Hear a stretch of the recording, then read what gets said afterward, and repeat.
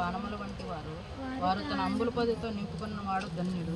అట్టివారు సిగ్గుపడక గుమ్మములు తన విరోధితో వాదించుదురు.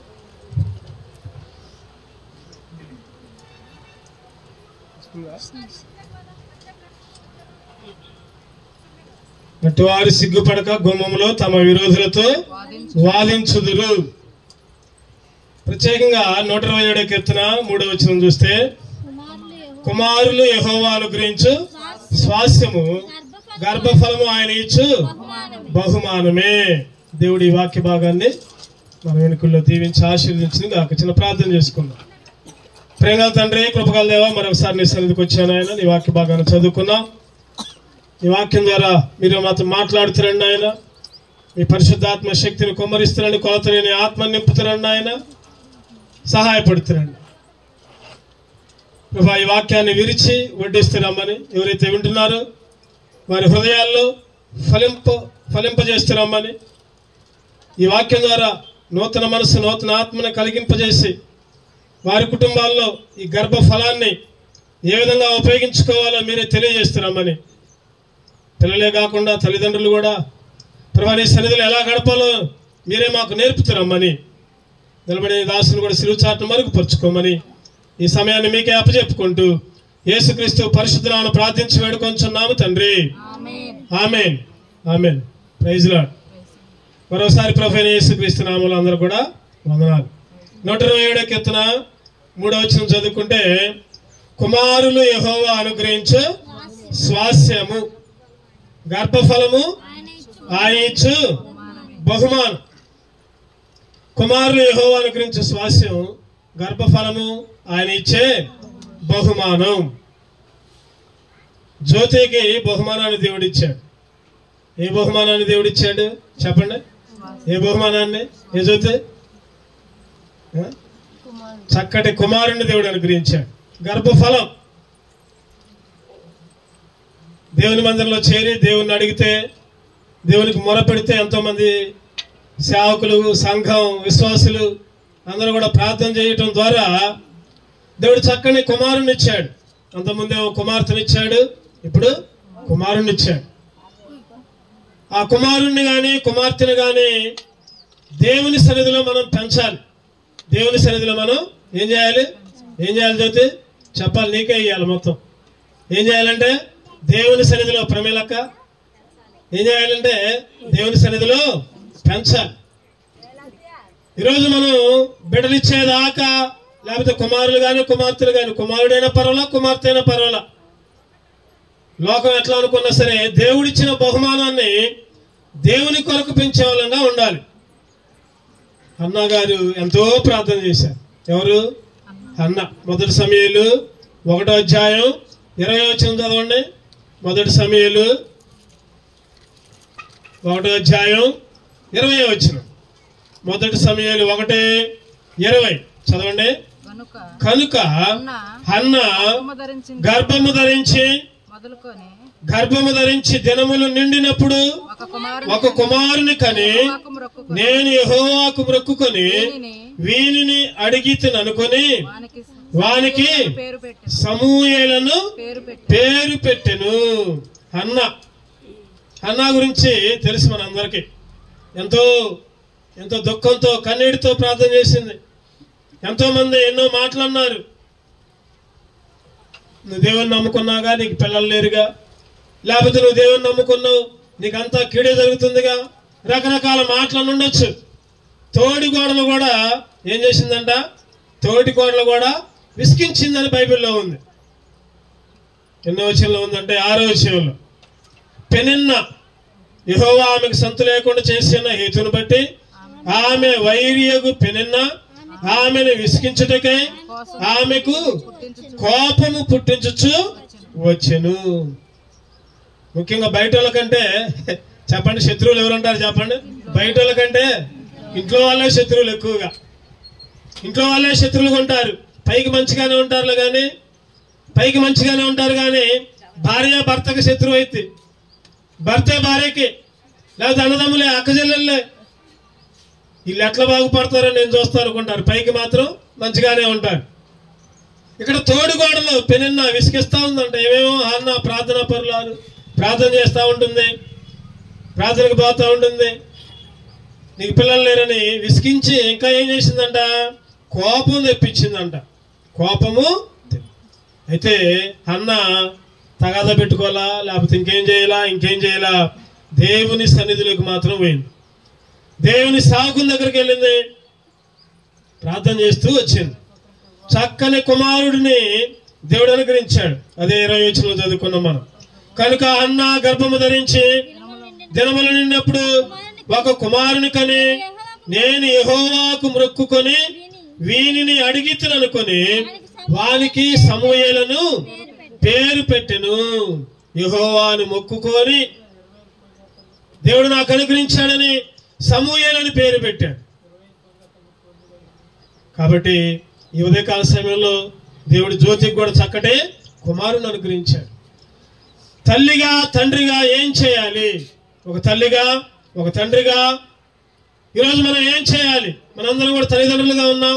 మన పిల్లల పట్ల మనం ఎలా ఉండాలి? కొన్ని విషయాలు మనం ధ్యానించుకొని ఈ కోడికను ముగించుకుందాం. మనందరికీ ఇది, మీకే కాదు, నాకు కూడా, ఇక్కడ ఉన్న ప్రతి ఒక్కరికి కూడా, మా కోసమే అని కాదు, మా కోసం కూడా, మీకోసం, మా కోసం.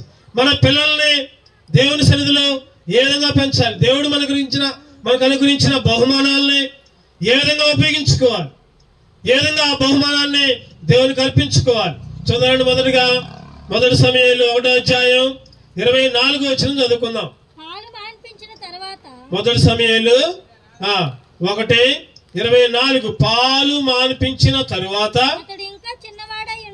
అతడు ఇంకా చిన్నవాడై ఉండగా ఆమె ఆ బాలుని ఎత్తుకొని, చాలు ఇక్కడ ఒక మాట తీసుకుందాం మనం. పాలు మాన్పించిన తరువాత ఇంకా ఎట్లా ఉన్నాడంట? చిన్నవాడై ఉన్నాడు. ఎట్లా ఉన్నాడు చెప్పండి? చిన్నవాడిగానే. ఈరోజు మనం కూడా ఏం చేయాలంటే, మన పిల్లలు చిన్నగా ఉన్నప్పుడే, ఎందుకని బైబిల్లో ఒక మాట ఉంటుంది, చెప్పండి, ఏముంటుంది? బాలుడు నడవలసిన త్రోవను వానికి నేర్పుము. బాలుడు నడవలసిన త్రోవను వానికి నేర్పుము. సామెతలు 22:6 వచనం ప్రకారం బాలుడు ఎట్లా నడవాలో, బాలుడు గాని, బాలిక గాని, లేకపోతే మన పిల్లలు గాని ఎట్లా నడవాలో నేర్పాలి తల్లిదండ్రులుగా. కొంతమంది పిల్లలు ఏదైనా తెలియక బూతులు మాట్లాడుతుంటే వీళ్ళు సంతోషపడిపోతా ఉంటారు. బూతులు మాట్లాడితే అట్లా అనకూడదని చెప్పాల్సింది పోయి, అవి అటు తిట్టు, లేదా మీ మామని అటు చేయి, లేకపోతే మీ మామని, లేదా మీ అత్తని, లేకపోతే మీ బంధువుల్ని అటు తిట్టురా అని వాళ్ళు ఎంకరేజ్ చేస్తూ ఉంటారు. గద్దియాలి, సరి చేయాలి చిన్నప్పటి నుంచే. అందుకని ఒక సామెత ఉంటుంది, ఏంటిది? మొక్కై వంగనదే బ్రానై వంగునా, మొక్కై వంగనదే బ్రానై వంగునా. ఈరోజు చిన్నప్పటి నుంచిగా చిన్నవాడిగా ఉన్నప్పుడే నీ పిల్లలు, నా పిల్లలు, మన పిల్లలు చిన్నవాళ్ళుగా ఉన్నప్పుడే మనం భయభక్తులు నేర్పాలి, బుద్ధి నేర్పాలి, సరైన మార్గాన్ని నేర్పాలి. ఈరోజు పిల్లలు ఎట్లా ఉన్నారంటే త్రోవ తప్పిపోతున్నారు, తల్లిదండ్రుల మాట వింటున్నా, ఎంతో భయభక్తులతో పెంచినా గానీ ఎదురు తిరుగుతూ ఉంటున్నారు. ఈరోజు దేవునికి అప్పచెప్పట్లా, చిన్నవాడిగా ఉన్నప్పుడే ఎరగొట్టట్లా, చిన్నవాళ్ళుగా ఉన్నప్పుడే నలగొట్టట్లా, మందిరములు దేవునికి అప్పచెప్పట్లా. ఇక్కడ మొదటగా చూస్తే మొదటి సమూయేలు 1:24 ప్రకారం చిన్నవాడిగా ఉన్నప్పుడే నీ పిల్లవాడిని, లేదా నీ కుమారుని, కుమార్తెని దేవుని మందిరానికి నడిపించు. దుష్ట సాంగత్యానికి, చెడ్డ అలవాట్లకి, చెడ్డ సహవాసాలకి దూరంగా ఉంచు చిన్నప్పుడే. మన పిల్లలు అట్లా బైబిల్ అంటుంది కదా, కీర్తనలు 144:12 చదవండి ఒక మాట. కీర్తనలు 144:12 ఒక చక్కటి మాట రాయబడి ఉంటుంది. మా కుమారులు తమ యవ్వన కాలమందు ఎదిగిన మొక్కల వలె ఉన్నారు. మా కుమారులు తమ యవ్వన కాలమందు ఎదిగిన మొక్కల వలె ఉన్నారు. మా కుమార్తెలు నగరకై చెక్కిన మూల కంబముల వలె. కుమారులేమో మొక్కలంట, చెప్పండి, కుమార్తెలు మూల కంబాలు. కుమారులేమో మొక్కల్లాగా ఉండాలి, కుమార్తెలేమో మూల కంబాల్లాగా ఉండాలి, నిలబెట్టాలి. సంఘములో ఒక అంగాలుగా, సంఘంలో పరిచయం చేసేవాళ్ళుగా, సంఘంలో పాటలు పాడేవాళ్ళుగా, సంఘంలో ప్రార్థించేవాళ్ళుగా, మొక్కలాగా. మొక్క ఏం చేసి చెప్పండి? పెద్ద ఎద్ది చక్కటి నీడిచ్చింది అందరు. మూల కంబాలు కూడా నిలబడతాయి గట్టిగా, అన్నిటికీ సపోర్టు. మన కుమారులు, మన కుమార్తెలు ఆ విధంగా ఉండాలి. ఎందుకంటే దేవుడు దయచేసిన పిల్లలు. 100వ కీర్తనలో ఉంటుంది ఒక మాట, ఆయనే మనల్ని పుట్టించాడు అని ఉంటుంది. ఆయన మనల్ని పుట్టించాడు. దేవుడు దయచేసిన పిల్లలు, దేవుడు అనుగ్రహించిన పిల్లలు. ఎంతో ప్రార్థన చేస్తే దేవుడు అనుగ్రహించాడు. ప్రమిలక్క చెబుతా ఉంటుంది అప్పుడప్పుడు, అన్న నేను మందిరంలోకి పోయి చాపలు వేసుకుంటూ ఊడ్చుకుంటూ దేవుడికి మొక్కున్నా అన్న, మోకాళ్ళు వేసా, కొంగు పట్టుకొని అడిగా అంటుంది. కొంగు పట్టుకొని అడిగా, కొంగు చాపంట మందిరంలో పొద్దున్నే తెల్లారే సాపలేసే డ్యూటీ అప్పుడు సాపలేసి కొంగు పట్టుకొని అడిగిందంట. నాకు చాలా చక్కగా అనిపించింది ఆ మాట. అక్కకి చెప్తుంటే, అక్క ఈ విధంగా అన్న కొంగు పట్టుకొని అడిగా అన్న, నాకు అవమానం లేకుండా నాకు బాబుని అయ్యా, కుమారుణ్ణి అయ్యా, కుమారుణ్ణి అయ్యా. ఒకసారి ఆల్రెడీ కుమార్తెంది, కుమారుణ్ణి అయ్యా. ఎంతో మంది ఎన్నో రకాలుగా అంటారు, ప్రార్థనకు పోతున్నాగా నీకు మేలు జరగలేదని రకరకాలుగా అంటారని కొంగు పట్టుకొని కన్నీరు గార్చుకుంటూ అడిగిందంట. ఆ కుమారుణ్ణి ఇచ్చారు కాబట్టి సంతోషం, కుమార్తెనిచ్చినా కూడా మనం బాధపడకూడదు. కుమార్తె అయినా పర్వాలా, కుమారుణ్ణైనా పర్వాలా. దేవుడు మనకి ఎవరినిస్తే వాళ్ళని సంతోషంగా దేవుని కొరకు పెంచే వాళ్ళగా ఉండాలి. మన కన్నీరు అంట ఏం చేయాలి చెప్పండి? ఆయన తన బుడ్డిలో ఉంచుకోండి అంట. ఎక్కడ ఉంది ఈ మాట? చదవండి, కీర్తనలో 56వ అధ్యాయం 8వ వచనం. కీర్తనలు 56:8 చదవండి మాట. సంచారములను లెక్కించి ఉన్నావు, నా సంచారములను నీవు లెక్కించి ఉన్నావు, నా కన్నీళ్లు నీ బుడ్డిలో ఉంచబడి ఉన్నవి, అవి నీ కవిలలో కనబడును కదా. అవి నీ కవిలలో. ఆయన పుస్తకం, కవిలు అంటే ఏంటంటే పుస్తకం. మన కన్నీరంతా ఆయన బుడ్డిలో. ఈరోజు దేవుడు చూస్తూ ఉంటాడు నీ కన్నీరు, నీ దుఃఖం, నీ బాధ, నీ సమస్య, నీకున్న ప్రతిదీ కూడా దేవుడు చూస్తూ ఉంటాడు. తగిన సమయంలో దేవుడు నీకు బహుమానాలనే ఇస్తాడు, ఖచ్చితంగా ఇస్తాడు. తగిన సమయంలో మీ చింత యావత్తు కూడా ఆయన మీద వేయాలంట. చెప్పండి, ఏం చేయాలి చెప్పండి? మన చింతలన్నీ కూడా ఏం చేస్తున్నాం మనం? మన మీదనే ఉంచుకుంటున్నాం, మన మీదనే ఉంచుకుంటున్నాం. మన చింతలన్నీ కూడా ఆయన మీద వేయాలి. తగిన సమయంలో ఆయన నీకు బహుమానాన్ని ఇస్తాడు. నీ కన్నీరంతా నిజంగా ప్రజలక్క ఎంతో కన్నీరు గారుచుంటుంది. ఆ కన్నీరంతా దేవుడు ఆయన కవిలో భద్రపరిచి దేవుడు చక్కటి మనోన్ని అనుగ్రహించాడు. అందుకని బైబిల్ ఒక మాట ఉంటుంది, ఏంటంటే అది ఆశగల ప్రాణాన్ని చెప్పాలి, అందరూ చెప్పాలి. ఆశగల ప్రాణాన్ని తృప్తిపరిచే దేవుడు. 107వ కీర్తన చదవండి అన్నమాట. 107 కీర్తనలు 107 నిన్న వచ్చిన కీర్తనలు 107 9 వచ్చింది కావండి. కీర్తనలు 107:9. ఏలైనగా ఆశగల ప్రాణమును ఆయన తృప్తిపరిచి ఉన్నాడు. ఆశగల ప్రాణాన్ని ఆయన తృప్తిపరిచి ఉన్నాడు. ఆశగల ప్రాణం.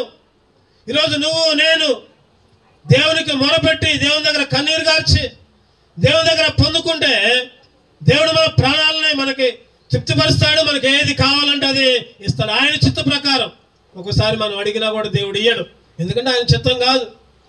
ఆయన చిత్తం కాకపోతే ఇయ్యడు, ఆయన చిత్తం అయితే ఖచ్చితంగా ఇస్తాడు. ఆశగల ప్రాణాన్ని తృప్తిపరిచే దేవుడు. అందుకనే చిన్నవాడిగా ఉన్నప్పుడే బిడ్డల్ని దేవుని మందిరంలోకి నడిపించాలి, దేవుని సన్నిధిలో కూర్చోబెట్టాలి. వీళ్ళకి మాటలు రావుగా, వీళ్ళు అసలు ఏమి నడవలేరుగా, లేకపోతే ఇటువంటి సాకులొద్దు. మాటలు రాకపోయినా, తర్వాత నడవలేకపోయినా తల్లితో పాటు మందిరంలోకి తీసుకొని వస్తే అప్పుడు దీవెన, అప్పుడే ఆ బిడ్డకు ఆశీర్వాదం, అప్పుడే దేవుని ఆశీర్వాదాలు ఆ బిడ్డ మీద ఉంటాయి. ఖచ్చితంగా మన బిడ్డలు చిన్నప్పటి నుంచే దేవుని మందిరంలో ఉంచాలి. ఒక ఆయన అన్నాడంట, నాకు ఇప్పుడేం సమయం ఉంది, ఇప్పుడే తింటా తాగుతా తిరుగుతా ఎంజాయ్ చేస్తా, ముసలోళ్ళు అయిపోతా కదా, అప్పుడు యేసుక్రీస్తుని నమ్ముకుంటా, అప్పుడు రక్షణ పొందుతా, అప్పుడు బాప్తిసం తీసుకుంటా అన్నాడంట. అంతలోకి సేవకుడు అన్నాడంట, అయ్యా మంచిదే, అప్పుడే తీసుకుంది కానీ అప్పుడు దాకా నువ్వు బ్రతుకుతావని ఏమన్నా గ్యారంటీ ఉందా అడిగితే సమాధానం లేదు. ఉందా గ్యారంటీ? ఇప్పుడు చెప్పండి, మనందరం గ్యారంటీ ఉందా? రేపేమి సంభవించును ఎవరికి తెలియదని బైబిల్ చెబుతుంది. మానవ జీవితం ఇంతలో కనబడి అంతలో మాయమైపోయే ఆయురి వంటిదని బైబిల్ చెబుతుంది. జాంకాయ ఉందనుకోండి, జాంకాయ మంచిగా ద్వారగా ఉన్నప్పుడు తింటామా, లేకపోతే బాగా మగ్గి బాగా పండిపోయిన తర్వాత తింటామా? చెప్పండి మీరే చెప్పండి. మంచిగా ద్వారగా ఉన్నప్పుడు, మంచి కలర్లో వచ్చినప్పుడు తినడానికి ఇష్టపడతాం. బాగా మగ్గి కుళ్ళిపోయి లేకపోతే ఇంకా పూజ పెట్టిన తర్వాత ఎవరు తినరు. ఈరోజు మనిషి జీవితం కూడా అంతే. నువ్వు వయసులో ఉన్నప్పుడే, నువ్వు యవనంగా ఉన్నప్పుడే, నీ యవన దశలోనే దేవుని నమ్ముకో, యేసుక్రీస్తుని నమ్ముకో, రక్షణ పొందు, మారుమనసు పొందు, బాప్తిసం తీసుకో. అప్పుడే నువ్వు పరలోకానికి వెళ్తావు. లేకపోతే అగ్నిగుండమే, నరకమే. ఒకటో పని ఏం చేయాలంటే మనం చెప్పండి, మన పిల్లలు చిన్నవాళ్ళగా ఉన్నప్పుడే దేవుని దగ్గరికి వెళ్ళాలి. వాళ్ళు రారు, మనం పోతేనే వస్తారు. కాబట్టి వాళ్ళకంటే ముందు మనం ఏం చేయాలంటే తల్లిగా తండ్రిగా మనం కూడా దేవుని మందిరంలోకి వెళ్ళాలి, వాళ్ళని తీసుకెళ్ళాలి. మనం వెళ్ళకుండా నువ్వు పోరా అంటే కుదరదు. మొదటిగా చిన్నవాడిగా ఉన్నప్పుడే దేవుని సన్నిధిలో పెంచాలి. రెండోదిగా చూద్దారండి, రెండోదిగా అదే వచ్చిన చదవండి. మొదటి సమయాలు 1:24. పాలు మానిపించిన తర్వాత అతను ఇంకా చిన్నవాడు ఉండగా ఆమె ఆ బాలుని ఎత్తుకుని 3 కోడెలు తూముడి పుండిని ద్రాక్షరసపు తిత్తిని తీసుకుని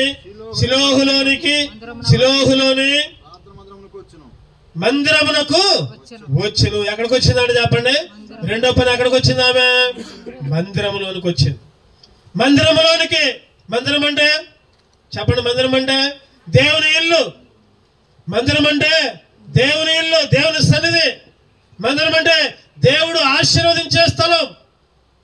మందిరం అంటే దేవుడు మాట్లాడే స్థలం, దేవుడు గద్దించే స్థలం. మందిరంలోనికి తీసుకుని వచ్చింది. మందిరంలోనికి. ఈరోజు మందిరం అంటే ఒక సహవాసం, ఒక ప్రార్థన, లేదా ఒక దీవెనకరమైన స్థలం. ఆ రోజు మోషే చిన్నవాడిగా ఉన్నప్పుడు అక్క ఏం చేసింది చెప్పండి? ఫరో రాజేమో చంపుదామని చూస్తా ఉంటాడు. ఎక్కడ తీసుకెళ్లారు? సముద్రం దగ్గరికేనా? చదవండి అక్కడ ఆ మాట. నిర్గమాకాండం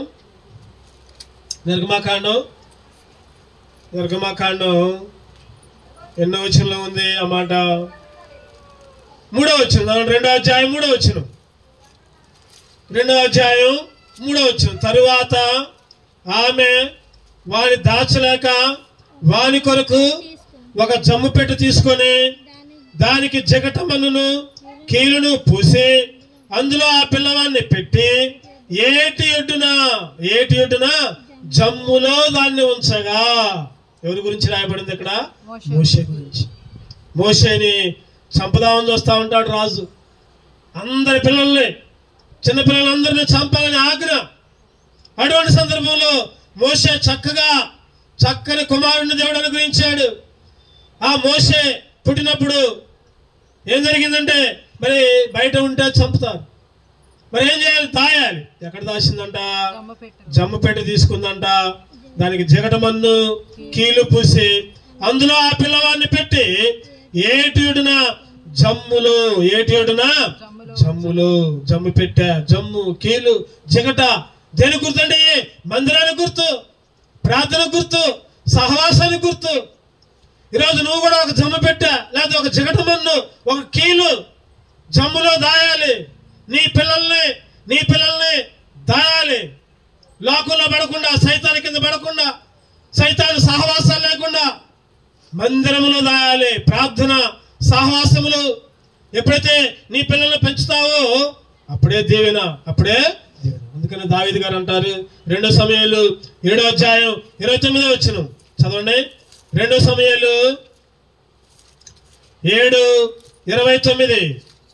2 సమయాలు 7:29. దయచేసి నీ దాసునే నా కుటుంబం నిత్యము నీ సన్నిధిని ఉండినట్లుగా దానిని ఆశీర్వదించుము. యెహోవా నా ప్రభువా, నీవు సెలవిచ్చి ఉన్నావు, నీ ఆశీర్వాదము నొంది నా కుటుంబము నిత్యము ఆశీర్వదించబడును గాక. దావీదు గారు ఏం కోరుకున్నారు చెప్పండి? యెహోవా నా ప్రభువా, దయచేసి నీ దాసునైనా నా కుటుంబము నిత్యము నీ సన్నిధిలో. ఎవరి సన్నిధిలో? ఎవరి సన్నిధిలో? దేవుని సన్నిధిలో. ఈరోజు నువ్వే కాదు, నీ భర్త, నీ భార్య, నీ పిల్లలు, నీ కుటుంబం దేవుని సన్నిధిలో ఉండాలి. ఇశ్రాయేలీయుల్ని 40 సంవత్సరాలు పరిపాలించిన రాజుగారు ఆయన దావీదు గారు. ఆయనే కోరుకుంటుండు, అయ్యా దయచేసి నా కుటుంబం నిత్యము నీ సన్నిధిలో ఉండేటట్లు దాన్ని ఆశీర్వదించు. దేవుని సన్నిధిలో ఉంటే ఆశీర్వాదం, దేవుని సన్నిధిలో ఉంటే దీవెన. ఈరోజు దేవుడు మీకు పిల్లల్ని ఇవ్వటమే కాదు, ఆ పిల్లల్ని దేవుని సందర్భంలో, దేవుని మందిరంలో పెంచాలి. అదే జమ్మి పెట్ట కీలు, లేకపోతే జమ్ము మందిరము, ప్రార్థన, సహవాసములు నీ పిల్లల్ని పెంచాలి. దావీదు గారు అంట ఒక వరం అడిగిందంట. ఏమని ఈరోజు మనకు కనపడితే ఏం కోరుకుంటాం? అయ్యా నాకు ఇల్లు ఇయ్యయ్యా, అయ్యా నేను నడిచిపోతున్నా నాకు ఒక బైక్ ఇయ్యయ్యా, లేదా నాకు అక్కడ ఇల్లు లేదయ్యా ఒక ఇల్లు, మంచి ఇల్లు ఇచ్చేటట్టు చేయయ్యా, ఇల్లు కట్టుకునేటట్టు చేయయ్యా, లేదా ఉద్యోగం ఇయ్యయ్యా, లేదా మా పిల్లలకు మంచి పెళ్లిళ్ళు ఇయ్యయ్యా, మా పిల్లలకు మంచి ఉద్యోగాలు ఇయ్యా, మంచి భవిష్యత్తు ఇయ్యయ్యా. ఎవరైనంతే అనుకుంటాడు. కానీ దావీదు గారి దేవుడి దగ్గర, అయ్యా దేవా ఒకే ఒక్క వరం అడిగా నిన్ను. ఎక్కడుంది ఆ మాట చదువుతానండి? కీర్తనలు 27వ అధ్యాయం, కీర్తనలు 27:4 చదవండి అన్నమాట. కీర్తనలు 27:4, యెహోవా యొద్ద ఒక్క వరం అడిగితిని, దానిని నేను వెతుకుచున్నాను. యెహోవా ప్రసన్నతను చూచుటకును ఆయన ఆలయములో ధ్యానించుటకును నా జీవిత కాలమంతా నేను యెహోవా మందిరములో నివసింపగోరుచున్నాను. నా జీవిత కాలమంతా దేవుణ్ణి వరమడిగాడు దేవుడు. దావీదు దేవుణ్ణి ఒక వరమడిగాడు. అయ్యా నాకు ఆరోగ్యం ఇయ్యి, లేదా నాకు రాజరక్యం ఇయ్యి, నాకు ధన ధాన్యాలు ఇయ్యి, బంగారం ఇయ్యి అడగట్లా. అయ్యా నా జీవిత కాలమంతా నీ మందిరంలో ఉండేటట్టు చేయను ఆయన. నా జీవిత కాలమంతా నీ ప్రసన్నతని చూడటానికి, నీ ఆలయంలో ధ్యానించడానికి నాకు కృపయ్యా. ఎంత చక్కటి వరం చూడండి. ఈరోజు మనం కూడా అదే అడగాలి దేవుణ్ణి. అయ్యా దేవా నాకు తినటానికి ఉన్నా లేకపోయినా పర్వాలా, నాకు ఆరోగ్యం ఉన్నా లేకపోయినా పర్వాలా, ప్రభా నాకు ఈ లోక సంబంధమైన ఆశీర్వాదాలు లేకపోయినా పర్వాలేదు, కానీ ప్రభా వారం నీ మందిరంలో గడిపేటట్టు, నీ సన్నిధిలో గడిపేటట్టు, ప్రభా నీ సన్నిధిలో ఉండే వరాన్ని అయ్యా అని నేను అడగాలి దేవుణ్ణి. దావీదు గారు వరాన్ని అడిగారు. ఈరోజు మన జీవితంలో ఎట్లా ఉన్నామంటే దేవుని మందిరంలో ఉండే వరాన్ని దేవుని అడగాలి మనం. ఒకటోది ఏంటంటే చిన్నవాడిగా ఉన్నప్పుడే దేవునికి అప్పచెప్పుకోవాలి. చెప్పండి. రెండోది దేవుని మందిరానికి మన పిల్లల్ని తీసుకెళ్ళాలి, దేవుని మందిరంలో మన పిల్లల్ని ఉంచాలి. మూడోదిగా చూద్దాం. మొదటి సమూయేలు 1వ అధ్యాయం 25వ వచనం చదవండి. మొదటి సమూయేలు 1:25. వారు ఒక కోడెను వధించి పిల్లవారిని ఏలి యొద్దకు తీసుకొని వచ్చినప్పుడు, చాలు వారు ఒక కోడెను వధించి పిల్లవారిని ఎక్కడ తీసుకొని వచ్చారు చెప్పండి? ఏలి యొద్దకు. ఏలి అంటే దేవుని సేవకుడు. పిల్లవాడిని ఏలి యొద్దకు తీసుకొని వచ్చి, ఈరోజు మన పిల్లల్ని చిన్నప్పుడే ఒకటోది, రెండోది మందిరంలోకి తీసుకొని రావాలి, మూడోది దేవుని సేవకుల దగ్గరికి, అంటే దేవుని దగ్గరికి మన పిల్లల్ని తీసుకొని రావాలి.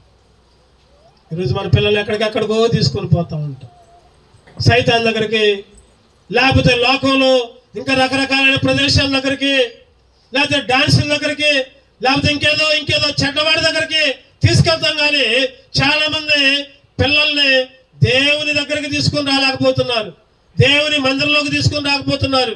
ఇక్కడ హన్నా ఏం చేసిందంటే ఒకగానొక కుమారుణ్ణి ఏలి యొద్దకు తీసుకొని వచ్చి అంటే దేవునికి అప్పచెప్పాలి, దేవునికి అప్పచెప్పాలి. సేవకులకి మీ పిల్లల్ని అప్పచెప్పాలి. ఏం చేస్తారు సేవకులు? ప్రార్థన చేస్తారు. అంతేనా? ఇంకేమైనా చేస్తారా? ప్రార్థన చేస్తారు. దేవుని దగ్గరికి తీసుకుని రావాలి, దేవుని సన్నిధిలోకి తీసుకుని రావాలి. బైబిల్లో ఒక మాట ఉంటుంది, మీ పిల్లలంట ఏం చేయాలి చెప్పండి? బండకేసి కొట్టాలంట. ఎక్కడుంది ఆ మాట? కీర్తనలో 137, కీర్తనలు 137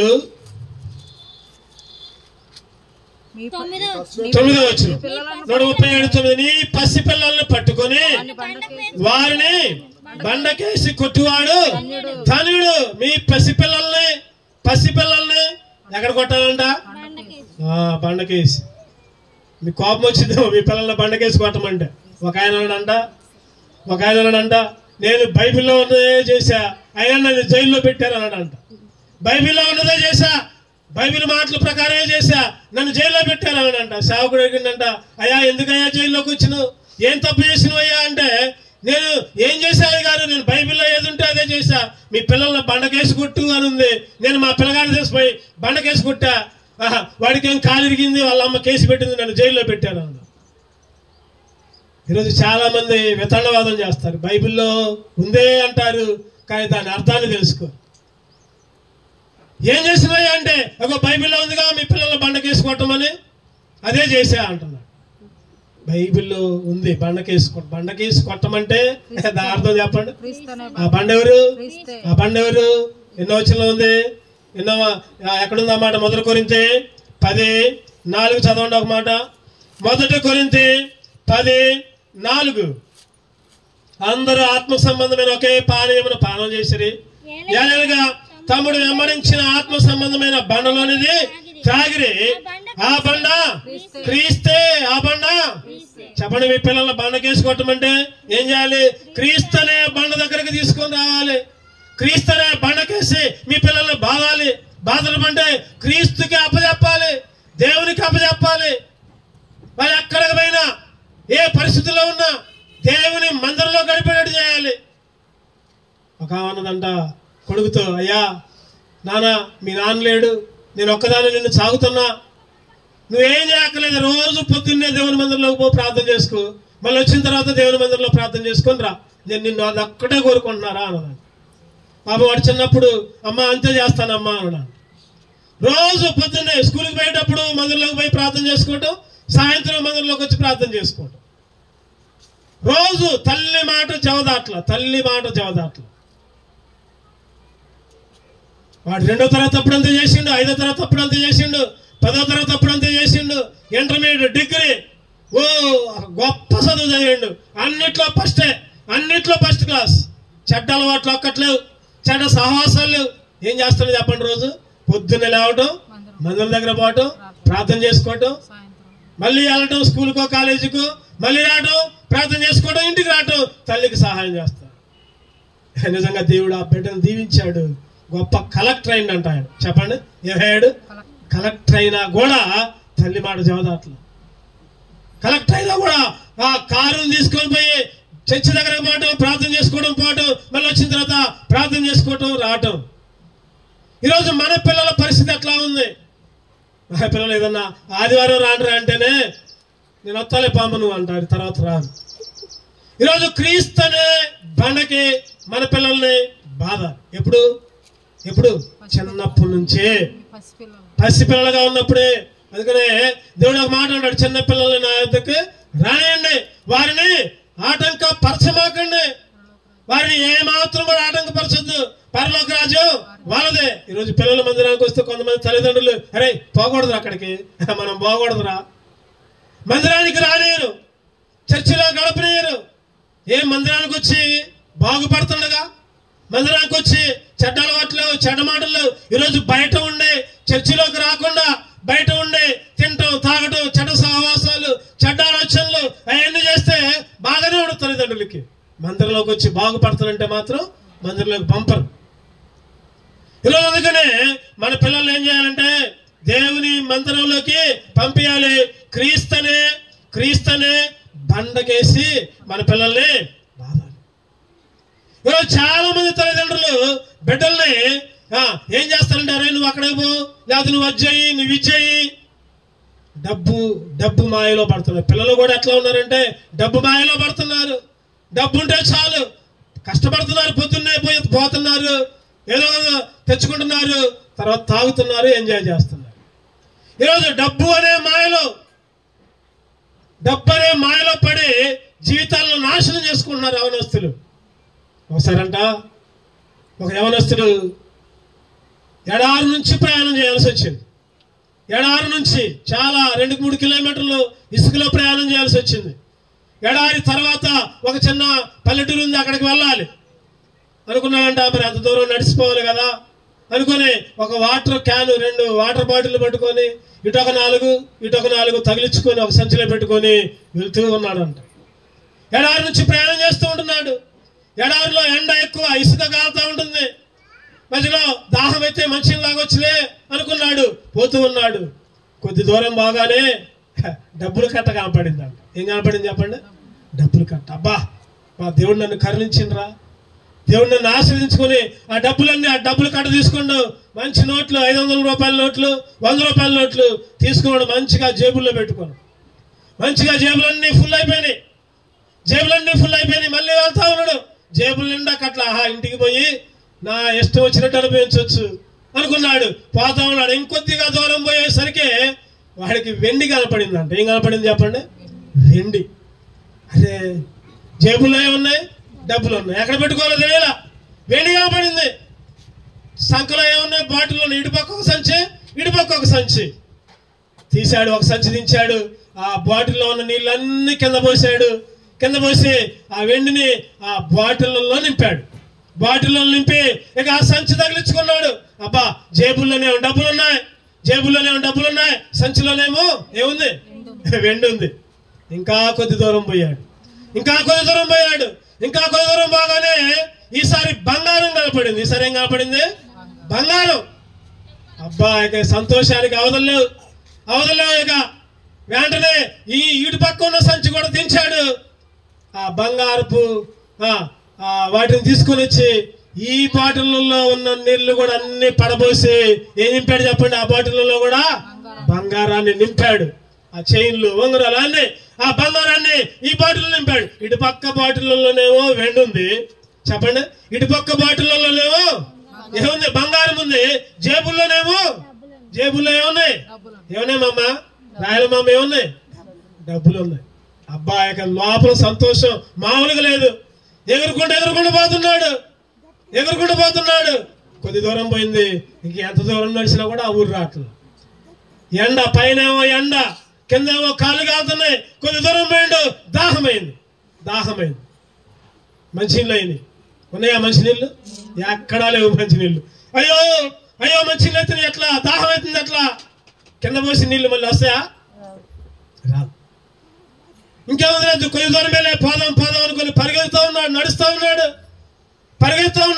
దాహమయ్యి. బంగారాన్ని తాగుతారు ఎవరన్నా? డబ్బులు ఎవరైనా తాగుతారా? వెండిని ఎవరైనా తాగుతారా? తాగలేదు. పోతా ఉన్నాడు, పరిగెత్తుతూ ఉన్నాడు. నోరెండిపోయింది. ఇక నడవలేకపోతున్నాడు. పోయి ఒక్కసారి బోర్ల పడ్డాడు. చచ్చిపోయాడు. చెప్పండి, ఆ బంగారం ఏమన్నా ఉపయోగపడిందా? డబ్బు ఏమన్నా ఉపయోగపడిందా? వెండి ఏమన్నా ఉపయోగపడిందా? ఏది కూడా ఉపయోగపడలా. కానీ నిండా ఉన్నాయి జేబులు, సంచులు మొత్తం నిండా ఏమీ ఉపయోగపడలా. ఈరోజు మనిషి పరిస్థితి కూడా అంతే.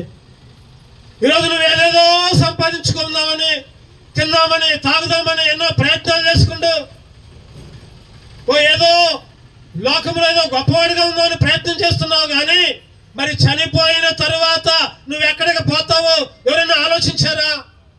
చనిపోయిన తర్వాత నీ జీవితం ఏమవుతుందో ఆలోచించారా? ఎవరు ఆలోచించట్లా.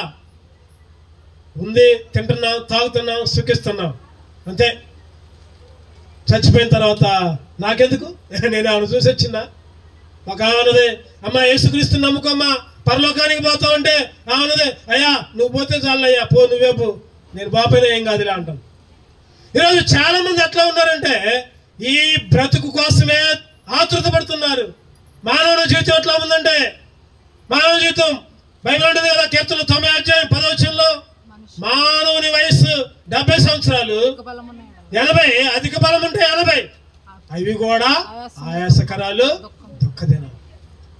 ఈరోజు నీ వయస్సు లేకపోతే నీ శరీరంలోని ఆత్మ ఉన్నప్పుడే యేసుక్రీస్తుని అంగీకరించు. ఏదో ఒక రోజు చనిపోతావు, ఏదో ఒక రోజు నీ ఇంటిని వదిలిపెడతావు. నువ్వు ఎన్ని మేడలున్నా, మిదులున్నా, ఎన్ని పొలాలున్నా, లేదా ఎంత ఆస్తి ఉన్నా, బ్యాంకుల్లో బ్యాలెన్స్ ఉన్నా, కార్లున్నా, ఏదన్నా ఏదో ఒక రోజు సావాల్సిందే. నువ్వైనా నేనైనా ఎవరైనా చనిపోవాల్సిందే. చనిపోయినప్పుడు ఏది కూడా నీ వెంట రాదు. అందుకే బ్రతుకున్నప్పుడే యేసుక్రీస్తు నమ్ముకో. యేసుక్రీస్తే దేవుడు, ఒక్కడే దేవుడు. రెండు అనే పదం లేదు. ఈరోజు ప్రపంచ చరిత్ర చూస్తే ఎన్నో కోట్ల మంది పుట్టారు, చనిపోయారు. ప్రపంచ చరిత్ర చూస్తే ఒకే ఒక్క వ్యక్తి, ఆయన యేసుక్రీస్తు చనిపోయాడు, తిరిగి లేచాడు. చనిపోయి సమాధుల్లో ఉన్నోళ్ళు దేవుళ్ళు కాదు, చనిపోయి కుళ్ళిపోయిన వాళ్ళు దేవుళ్ళు కాదు, చనిపోయి తిరిగి లేచిన వాడే దేవుడు. ఆయన మాత్రమే నిన్ను కూడా లేపగలడు. చచ్చిపోయి సమాధిలో ఉంటే ఆయనకే దిక్కు లేదు, ఇంకా నిన్నేం కాపాడుతాడు? ఈరోజు రకరకాలుగా మనం మొక్కుతూ ఉంటాం. చెట్లు, పుట్టలు, కొండలు, గొట్టలు మొక్కుతూ ఉంటాం. నేనంటాను, బైబిల్ చెప్తుంది యేసుక్రీస్తే ఒక్కడే దేవుడు. ఆయనే చనిపోయి తిరిగి లేచాడు. ఆయనే మరలా రానంటున్నాడు. ఏ కులమైనా, ఏ మతమైనా, ఈరోజు కులాలు లేకపోతే మతాలు లేకపోతే రంగు భేదం లేకపోతే దేశాలు, ఎవరైనా సరే యేసుక్రీస్తు అందరికి ప్రభువు, అందరి కొరకు ఆయన ప్రాణం పెట్టాడు. పలానా కులం వాళ్ళే లేదు బైబిల్లో. అసలు మనిషి పుట్టినప్పుడు కులాలు ఎక్కడ ఉన్నాయండి? ఉన్నాయా? చెప్పండి. మన తాతలు ముత్తాతలు ఉన్నప్పుడు కులాలు లేవు. ఆదాము దగ్గర నుంచి అందరూ వచ్చాం. మనం కల్పించుకున్న ఈ కులాలు, మనం కల్పించుకున్న ఈ ఆచారాలు, మనం కల్పించుకున్న ఈ మతాలు, ఇవన్నీ మనం చేసుకున్నాయి. మనం ఒక గీత గీసుకొని ఆ గీతలో ఉండి మన ఇష్టం వచ్చినట్టు చేస్తే కుదరదు. బైబిల్ అంటుంది కదా, యేసుక్రీస్తు మాత్రమే దేవుడు. ఏదో ఒకరోజు చనిపోతావు. చనిపోయిన తర్వాత నీ అసలు జీవితం ప్రారంభమైంది. గుర్తుపెట్టుకో. బ్రతికితే 70, 80, చనిపోయిన తర్వాత కొన్ని వేల సంవత్సరాలు బైబిల్ అంటుంది కదా, యేసుక్రీస్తుని అంగీకరించి రక్షణ పొంది, మారు మనసు పొంది, బాప్తిసం తీసుకుంటే పరలోకం, లేకపోతే అగ్నిగుండం. యేసుక్రీస్తుని నమ్ముకోకపోతే, యేసుక్రీస్తుని అంగీకరించకపోతే నువ్వు నరకంలోకి పోతావు. గుర్తుపెట్టుకో. నువ్వు ఎన్ని పూజలు చేసినా, ఎన్ని దాన ధర్మాలు చేసినా, ఎంతో మడిగట్టుకొని భక్తి చేసినా, యేసుక్రీస్తు లేకుండా నువ్వు పరలోకానికి వెళ్ళవు. యేసుక్రీస్తుని నమ్ముకుంటేనే పరలోక రాజ్యం. అందుకనే చెప్పండి, ఏం చేయాలి? మన పిల్లల్ని క్రీస్తునే బండకేసి కొట్టాలి. చదవరండి. నాలుగో విషయం చదవరండి. ఒకటోది ఏం చేయాలి? చిన్నప్పుడే, పిల్లలు చిన్నగా ఉన్నప్పుడే మందిరంలోకి తీసుకోవాలి. రెండోది, మందిరంలో మన పిల్లలు ఉండేది చేసుకోవాలి. మూడోది, క్రీస్తు అనే బండకు మన పిల్లల్ని కొట్టాలి, అంటే క్రీస్తు దగ్గరికి తీసుకుందాం. నాలుగోది చూద్దాం. మొదటి సమయాలు 1:28 ముగించుకుందాం. మొదటి సమయాలు 1:28. కాబట్టి నేను ఆ బిడ్డను యెహోవాకు ప్రతిష్ఠించుచున్నాను, తాను బ్రతుకు దినములన్నిటిను వాడు యెహోవాకు ప్రతిష్ఠితులని చెప్పెను. అప్పుడు వాడు యెహోవాకు అక్కడనే మ్రొక్కెను. యెహోవాకు ప్రతిష్ఠించుకోవటం. ఈరోజు మన పిల్లల్ని ఎవరికి ప్రతిష్ఠించాలి చెప్పండి? ఎవరికి? యెహోవాకు, దేవునికి ప్రతిష్ఠితులుగా ప్రతిష్ఠించుకోవాలి మన పిల్లల్ని. అప్పుడప్పుడు అంటా ఉంటాం, ఏందిరా తల ఏందిరా అట్ట పెరిగింది, జుట్టేందిరా అట్ట పెంచుతున్నావు అంటే ఏమంటాడంటే, నేను మొక్కున్నా అంటాడు. ఏమంటాడు చెప్పండి? మొక్కున్నాడు అంట. ఈరోజు ఈ మొక్కుల సంగతి తర్వాత కానీ మన పిల్లల్ని దేవునికి ప్రతిష్ఠించుకోవాలి, దేవునికి మొక్కుకోవాలి. అందుకనే బైబిల్లో ఒక మాట ఉంటుంది, చదవండి. మొదటి దినవృత్తాంతాలు 15:14. మొదటి దినవృత్తాంతాలు 15:14 చదవండి అన్నమాట.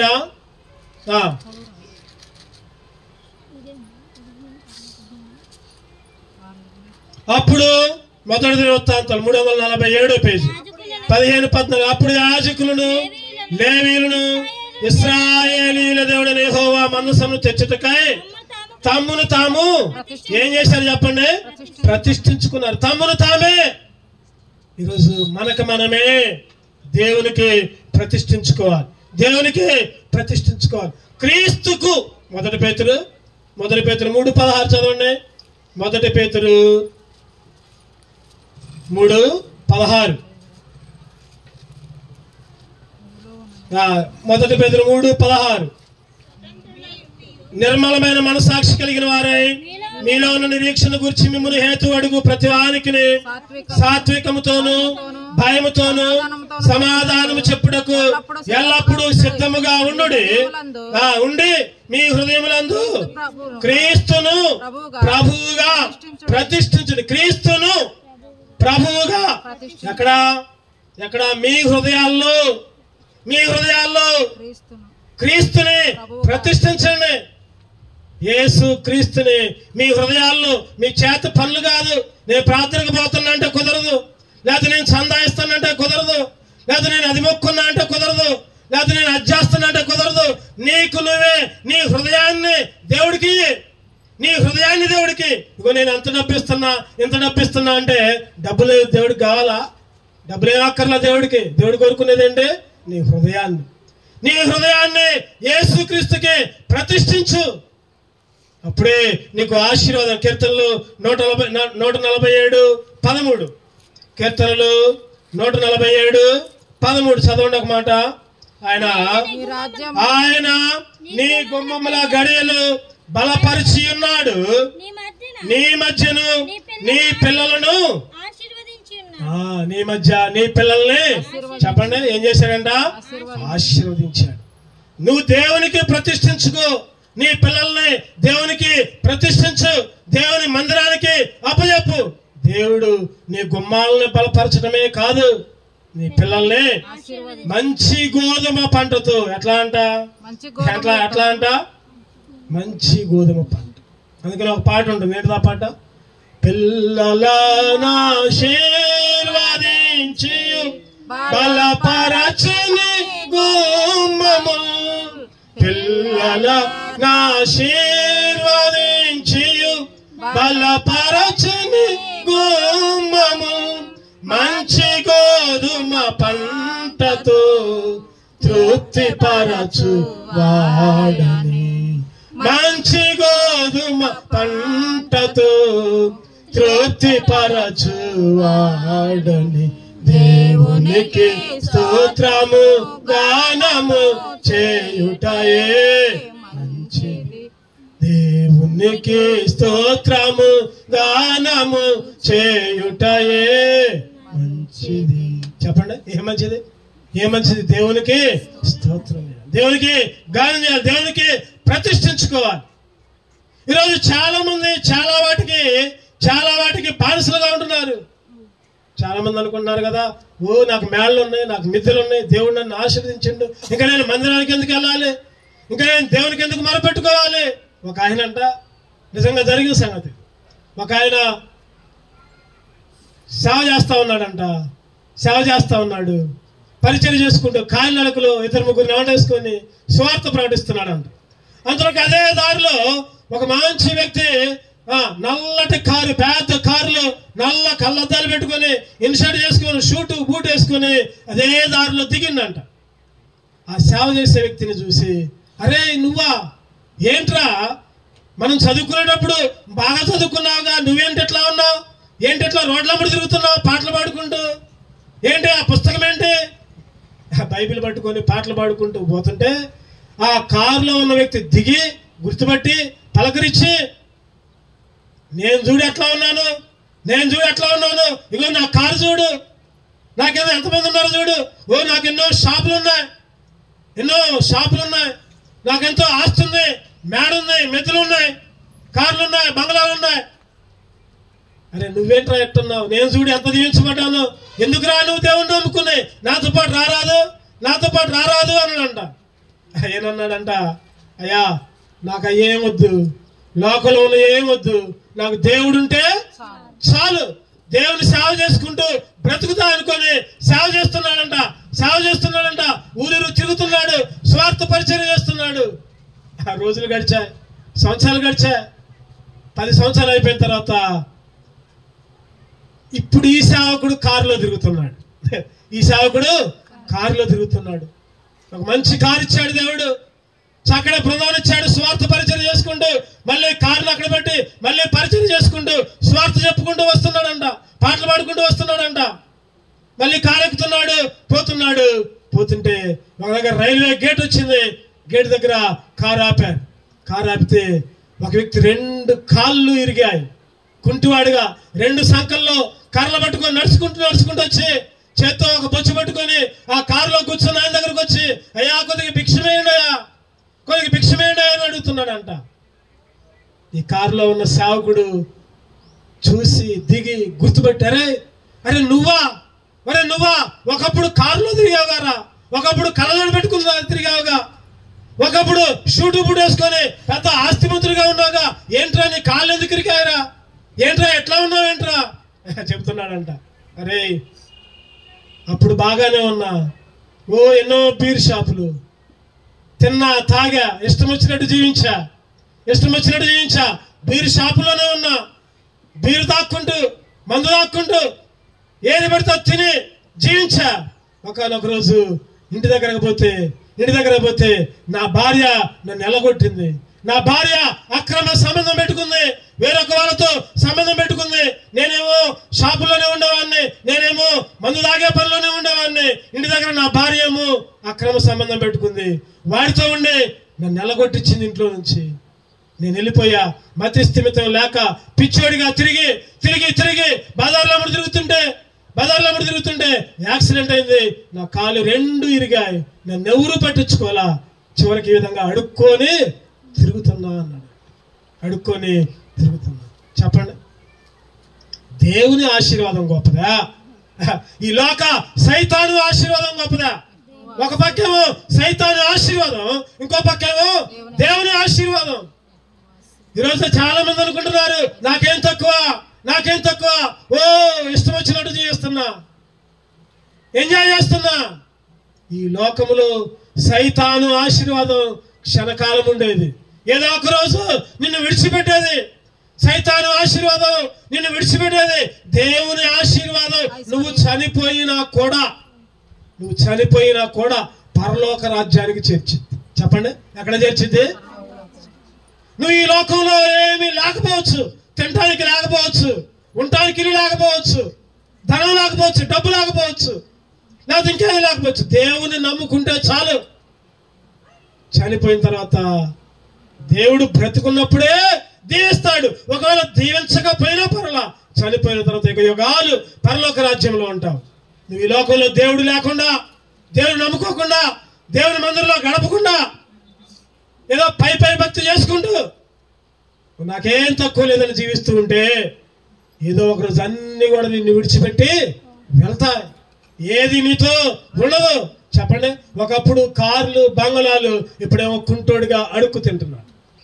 ఈరోజు దేవుని నమ్ముకున్న బిడ్డ మంచిగా దేవుని పరిచయం చేసుకుంటూ, అభివృద్ధి చేసుకుంటూ, కార్లు, బంగళాలు ఉన్నా కూడా దేవుని సేవ చేసుకుంటూ ఎంతో గొప్ప పరిచయం చేస్తున్నారు. ఎవరో తెలుసా ఆయన ఎవరో తెలుసా? యేసన్న గారు. నేను చెప్పింది ఎవరి గురించో కాదు, ఇప్పుడు చెప్పింది యేసన్న గారు. నిజ జీవితంలో జరిగిన సంఘటన ఆయన సాక్ష్యం చెప్పాడు. ఇగో సైతాను ఆశీర్వాదం ఎట్లా ఉంటుంది, దేవుని ఆశీర్వాదం ఎట్లా ఉంటుంది. ఈరోజు ఏ ఆశీర్వాదం కావాలి? దేవుని ఆశీర్వాదం కొరకు మనం తాపత్రయపడాలి. ఏదో బిడ్డల చదువులు లేదా భవిష్యత్తులో ఉద్యోగాలు, దేవుని సన్నిధి లేకుండా నువ్వెంత సంపాదించినా కూడా చెప్పండి, అది కొండకి చిన్న బొక్క పెడితే ఏమైంది? కొండకి బొక్క పెడితే ఏమైంది? నువ్వు ఎన్ని నీళ్ళన్నా పోయి, ఎన్ని నీళ్ళలో పోయి ఉంటాయి, దాంట్లో ఉండవు. సైతాను ఆశీర్వాదం కూడా ఉంటుంది. అంతే ఉంటుంది. నువ్వు ఎంత సంపాదించు ఖర్చు అయితేనే ఉంటుంది. దేవుని ఆశీర్వాదం ఉండి కొద్దిగా ఉన్నా చాలు, కొద్దిగా ఉన్నా. అందుకనే ఏం చేయాలి చెప్పండి, మనం దేవునికి ప్రతిష్ఠించుకోవాలి. చివరిగా ఇంకొక విషయాన్ని చూసుకొని మనం ముగించుకుందాం. మొదటి సమూయేలు 1:24. మొదటి సమూయేలు 1:24 ముగించుకుందాం ఈ ఒక్క విషయాన్ని చూసుకొని. మొదటి సమూయేలు 1:24. పాలు మాన్పించిన తరువాత అతను ఇంకా చిన్నవాడై ఉండగా ఆమె బాలుని ఎత్తుకొని కోడెలను 3 కోడెలను తుమ్మిడి పిండిని ద్రాక్ష రసపు తిత్తిని తీసుకొని షిలోహులోని మందిరంలోకి ఏం తీసుకొని వచ్చిందంట ఆమె చెప్పండి? 3 కోడెలు, తుమ్మిడు పిండి, ఇంకా ద్రాక్షారసం. ఉట్టి చేతులతో రాలా.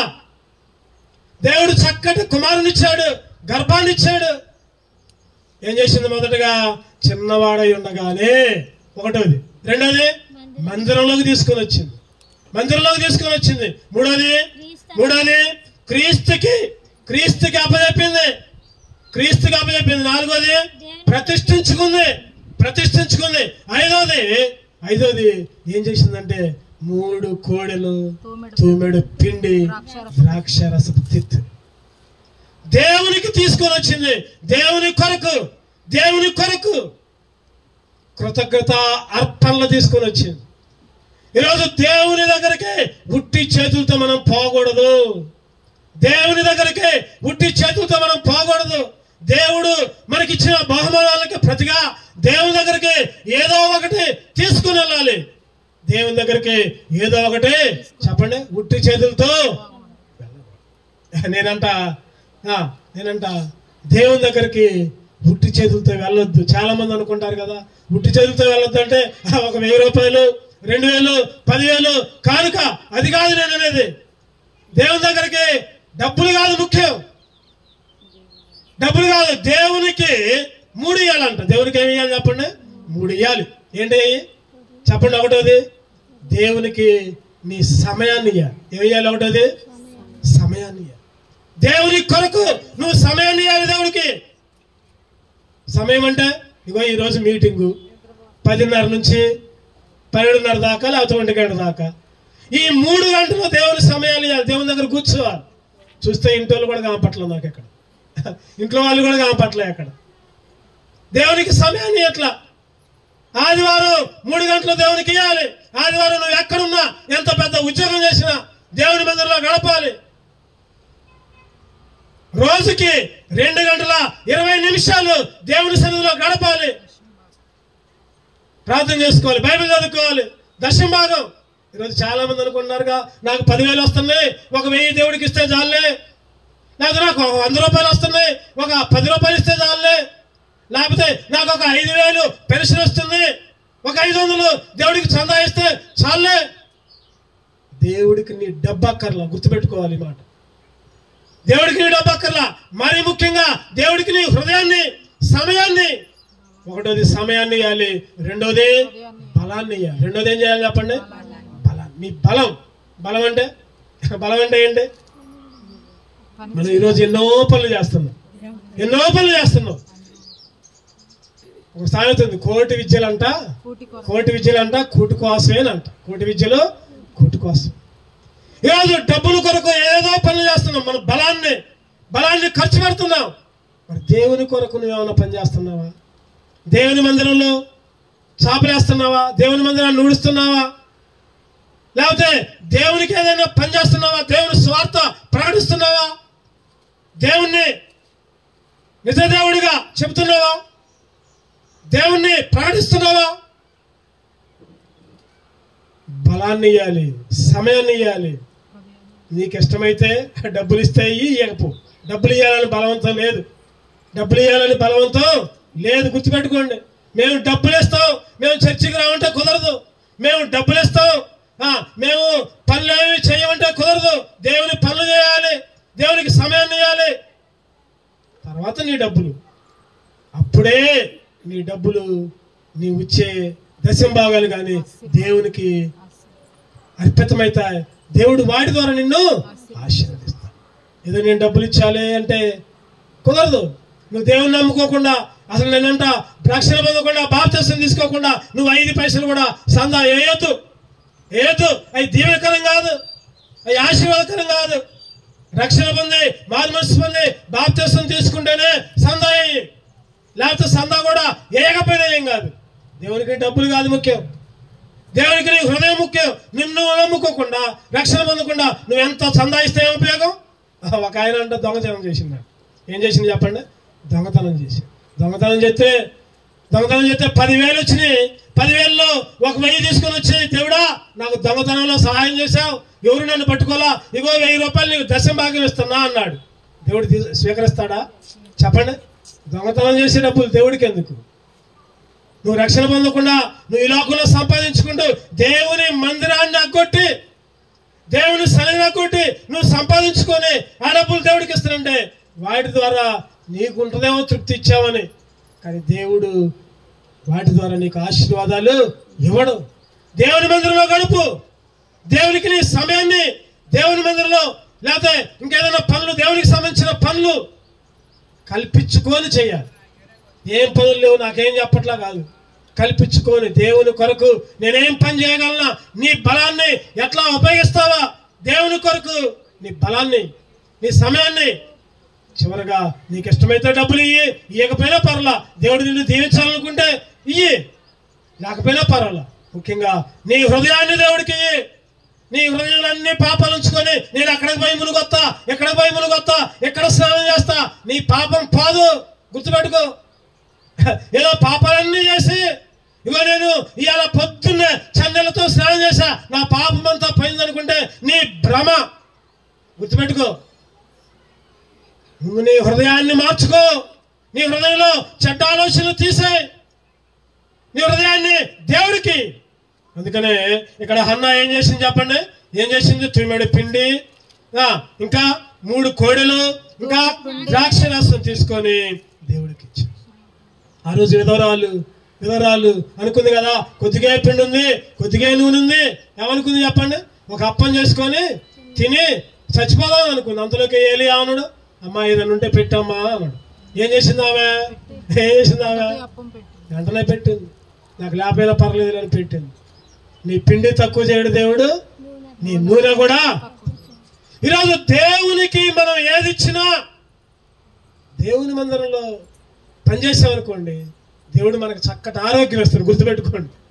ఈరోజు నువ్వు అనారోగ్యంగా ఉంటున్నావంటే నేనేదో విమర్శించట్లా, ఎవరిని గురించి అంటలా. గుర్తుపెట్టుకోండి. దేవుని మందిరంలో నీ బలాన్ని ఉపయోగించు, దేవుడు చక్కటి బలాన్ని ఇస్తాడు. దేవునికి నీ సమయాన్ని అప్పచెప్పు, దేవుడు నీకు చక్కటి సమయాన్ని ఇస్తాడు.